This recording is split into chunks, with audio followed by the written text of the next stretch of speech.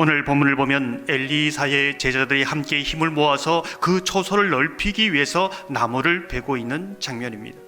모든 제자들이 이제 나무를 베는데 엘리사의 제자 가운데 한 사람이 나무를 베다가 그만 새도끼가 우물에 빠지고 말았습니다.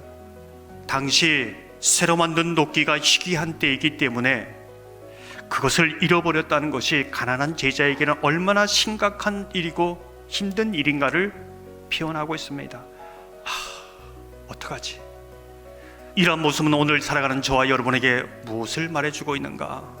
많은 사람들이 우물에 빠진 새도끼를 찾지 못하는 이유가 무엇일까요? 누구에게 가야 하는가? 누구에게 가야 이 문제를 정말로 해결할 수 있는가? 그걸 모르기 때문에 그렇습니다. 사랑하는 성도 여러분, 인생의 시련을 맞이할 때에 예수가 제일 먼저 떠오르기를 소망합니다. 예수의 말씀을 들을 때 내 인생의 근본적인 문제, 그 핵심의 문제가 떠올라 해결되는 역사가 있기를 주님의 이름으로 축원합니다. 엘리사는 도끼를 빠뜨린 그곳에서 나뭇가지를 떠나 떠오르게 한 다음에 제자에게 그것을 집으라 이렇게 말합니다. 저는 이 장면을 보면서 의아한 부분이 있습니다. 도끼야 떠올라라 이렇게 하면 끝나는 거 아닙니까? 근데 나뭇가지를 던지고 그것을 짚고 이런 복잡한 과정을 하나님은 사용하고 계십니다. 왜 그럴까요? 신약에 보면 오병이어의 기적을 행할 때에 하나님께서 하늘 문을 여셔서 이스라엘 백성들에게 만나를 내리신 것처럼 내리시면 되지 않습니까? 그런데 어린아이의 그 도시락이 왜 필요합니까? 풍랑이 있는 바닷가를 건너갈 때 그 풍랑이 걸 예수님이 모르셨을까요?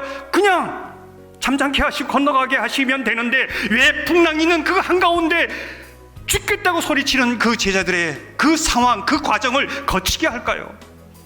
그 과정을 통해 우리가 배워야 할 부분이 있다는 겁니다. 오늘도 나뭇가지를 던지고 그 가지를 짚으면서 배워야 할 부분이 있다는 겁니다. 지금 테스트를 하고 있습니다. 무엇을 배워야 될까요? 부족한 우리를 하나님의 말씀에 따라 순종하는 법을 배우게 하는 겁니다. 배워가면서 오늘도 우리의 삶에 천지를 창조해가는 하나님의 역사, 하나님 나라의 역사에 우리를 동참시켜 함께 이 역사를 이루어가기를 원한다는 겁니다. 이게 놀라운 은혜지요. 우리가 무엇이 간데 하나님께서 이런 은혜를 주시는가? 이러한 테스트를 통해서 하나님 나라의 동력자로 우리를 초청하고 있다는 겁니다. 이 과정을 통해서 그것을 배우고 그것으로 온전해지기를 원한다는 것이지요. 질문을 던집니다.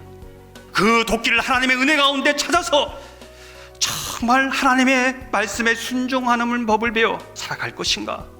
도끼를 찾았다는 그 간증과 감격, 하나님께서 이런 은혜를 주셨다는 거기에 그냥 만족하며 살아갈 것인가?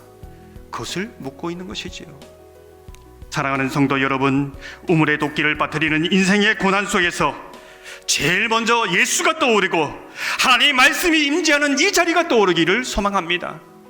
기도하면서 말씀 들을 때에 그 말씀을 따라 순종함으로 하나님의 구원의 역사, 하나님 나라의 역사에 동참하는 하나님의 동력자 되기를 주님의 이름으로 축원합니다.